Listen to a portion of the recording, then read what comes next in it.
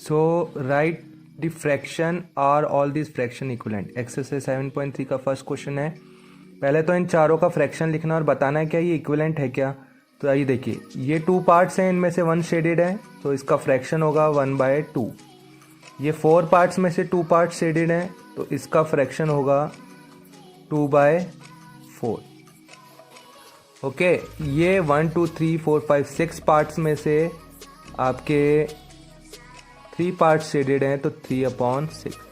ये 1 2 3 4 5 6 7 8 पार्ट में से 4 शेडेड हैं.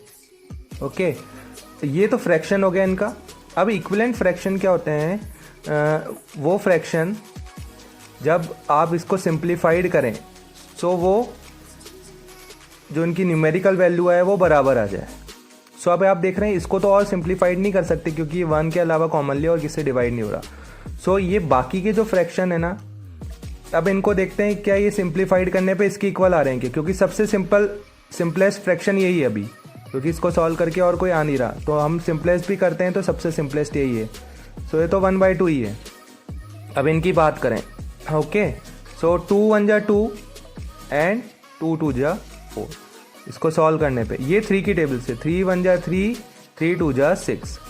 ये दोनों 4 से हो रहे हैं. 4 1 जा 4 4 2 जा 8. अब इससे ज़्यादा सिंपल नहीं हो सकते क्योंकि 1 के अलावा और ये किसी से डिवाइड नहीं हो रहे, है ना. सो अब आप देख रहे हो चारों को सॉल्व करने पे एक जैसा आंसर है. इनकी जो न्यूमेरिकल वैल्यू आई है बिल्कुल इक्वल आई है. सो इट्स मीन ये जो आपके फ्रैक्शन था 1/2 2/4 3/6 4/8, so they are equivalent fraction. Okay, so yes, ये आपके जो आए हैं ये आपके कैसे हैं? इक्विवेलेंट फ्रैक्शन हैं. तो यस. अब नेक्स्ट, सो नाउ अब यहाँ पे 1 2 3 4 5 6 7 8 9 10 11 12 पार्ट्स में से 4 पार्ट शेड किए हुए हैं तो 4/12 इसका फ्रैक्शन. 1 2 3 4 5 6 7 8 9 में से 3 पार्ट शेड किए हुए हैं. ओके, 1 2 3 4 5 6 में से 2 पार्ट शेड किए हुए हैं. ओके, 1 2 3 में से 1 पार्ट शेड किया हुआ है. 1 2 3 4 5 6 7 8 9 10 11 12 13 14 15 में से 1 2 3 4 5 6 पार्ट शेड किए हुए हैं. सो ये इनके तो फ्रैक्शन आ गए. अब सिंप्लीफाइड करते हैं, देखते हैं क्या इनकी न्यूमेरिकल जो सिंपलेस्ट फॉर्म में जो वैल्यू है वो इक्वल है या नहीं है. तो देखो सबसे सिंपलेस्ट अभी यही है. 1 के अलावा कॉमनली किसी से डिवाइड नहीं हो रहा तो इनको सॉल्व करने पे सभी जो फ्रैक्शन है 1/3 आ जाना चाहिए. तो ये 4 1 जा 4 4 3 जा 12 3 1 जा 3 3 3 जा 9 2 1 जा 2 2 3 जा 6. और ये तो सिंपलेस्ट फॉर्म में ही है. यहाँ देखिए 3 2 जा 6 3 5 जा 15. अब इसके अलावा ये और किसी से कॉमनली डिवाइड नहीं हो रहा तो ये 4 तो इक्विवेलेंट है बट ये 5th वाला इनका इक्विवेलेंट नहीं है. सो ये पांचों के पांचों तो इक्विवेलेंट नहीं है. सो हमको लिखना पड़ेगा नो. 4 तो थे लेकिन एक नहीं होने के कारण से हमको लिखना पड़ेगा no, they are not equivalent. So question 2 में हमें फ्रैक्शन लिखना है और फिर इक्विवेलेंट फ्रैक्शन जो आपकी ईच रो है उस है ना उससे कलेक्ट करना है. हर एक रो में से इक्विवेलेंट फ्रैक्शन को ना पेयर अप करना है. तो देखो ये 2 पार्ट है, इनमें से 1 शेडेड किया हुआ है. सो इसका फ्रैक्शन हो जाएगा 1/2. ओके, और ये 6 पार्ट में से 4 है तो 4/6. 9 में से 3 शेडेड है तो 3/9. 1 2 3 4 5 6 7 8 में से 2 है तो 2/8. 4 में से 3 शेडेड है तो 3/4. तो सारों के हम फ्रैक्शन लिख देते हैं. 1/2 सेकेंड वाले के 4/6. ओके, थर्ड वाले के 3/9. फोर्थ वाले के 2/8. 8 में से 2 शेडेड हैं. लास्ट वाले में 3 शेडेड हैं आउट ऑफ 4. ओके, अब इक्विवेलेंट देखना है. क्या इक्विवेलेंट है कोई? ये देखो ये तो सबसे सिंपलेस्ट है, 1 के अलावा और किसी से डिवाइड नहीं हो रहा है. ये 2 से हो रहा है. सो इसको सॉल्व करने पे आएगा 2/3. ओके, तो हम इसको और लिख सकते हैं 2/3. इससे ज़्यादा सिंपल नहीं कर सकते. इसको हम और सिंपल कर सकते हैं 3 1 जा 3 3 3 जा 9. इसको हम और सिंपल कर सकते हैं 2 1 जा 2 2 4 जा 8.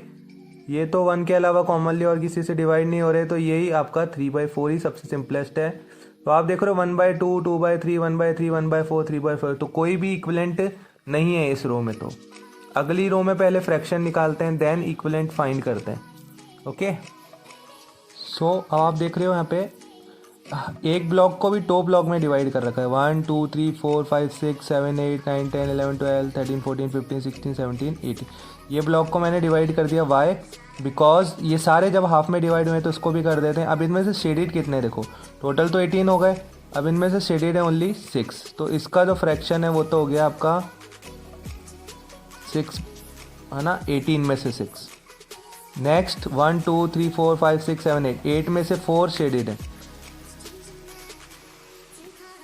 ओके, 1 2 3 4 5 6 7 8, 8 और 8 आपके 16, 16 में से 12 आपके शेड किए हुए, सो 12/16।